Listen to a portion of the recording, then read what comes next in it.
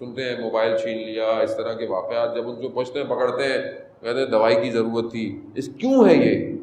ہم کسی دیکھیں نا، کوئی شخص اگر کوئی مانگتا بھی ہے کسی وجہ سے، وہ فقراء ہر طرح کے ہیں صرف، لیکن کوئی ایسی وجہ تو ہے کہ یہ مجبور ہو گیا ہے.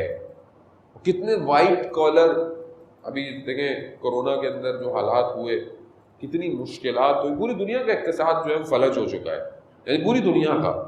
اس میں کتنے وائٹ کالر لوگ تھے کہ مطلب اچھی آمدنی، اچھا سب کچھ، اچانک سے یعنی ایسے تھے ہی نہیں کہ کسی سے کچھ کہہ پائیں.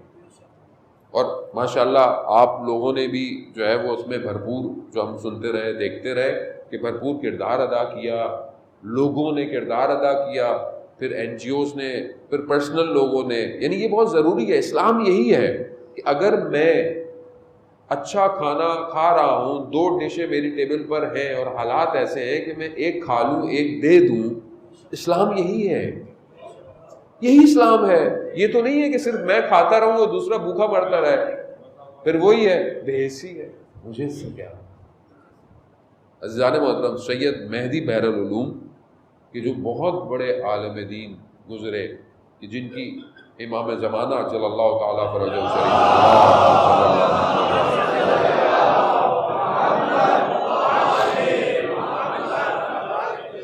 امام نے اپنے سینے سے لگا کر علم منتقل کیا. میں پہلے پڑھ چکا ہوں واقعات ان کے، یہ واقعے میں پہلے پڑھ چکا ہوں، لیکن گفتگو آئی تو میں آپ کو اس طرف لے آیا، کیونکہ جمعے کا دن ہے، ویسے بھی ظہور کا متوقع دن گزر گیا، میں بھی غافل رہا. میں آپ کو کیوں کہوں، آپ لوگوں کو یقیناً یاد کیا ہوگا، میں غافل رہا خود آج کہ آج جمعہ ہے اور امام نے ظہور کرنا تھا اور امام نے ظہور نہیں کیا.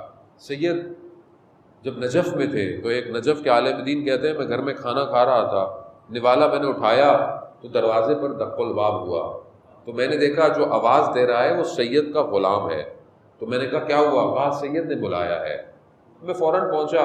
جیسی سید نے مجھے دیکھا، کہا کہ تم عجیب شخص ہو، تمہارا ہمسایہ جو ہے وہ پچھلے کئی دن سے فاقے کر رہا ہے، کھجور کچھ دن سے وہ قرض کرتا تھا، اس کو کھجور قرض پہ لے کے آتا تھا، ادھار پہ لے کر آتا تھا، آج اس کو وہ بھی نہیں ملا اور تم کھانا کھا رہے ہو.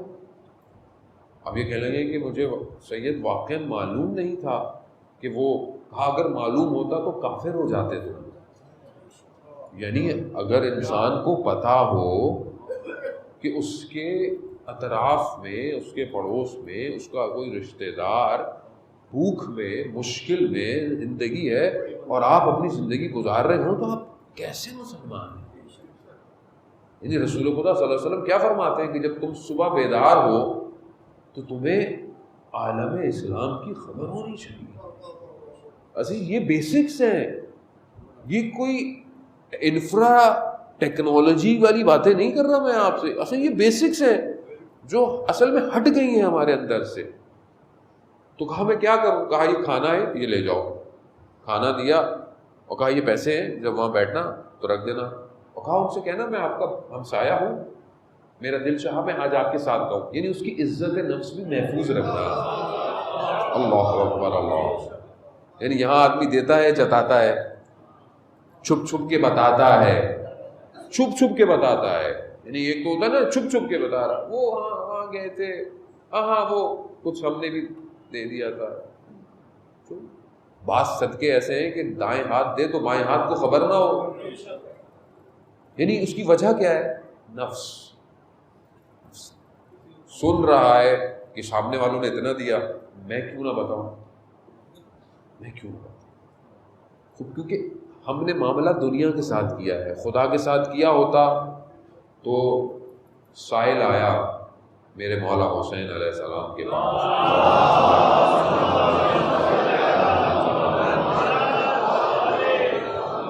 مانگا.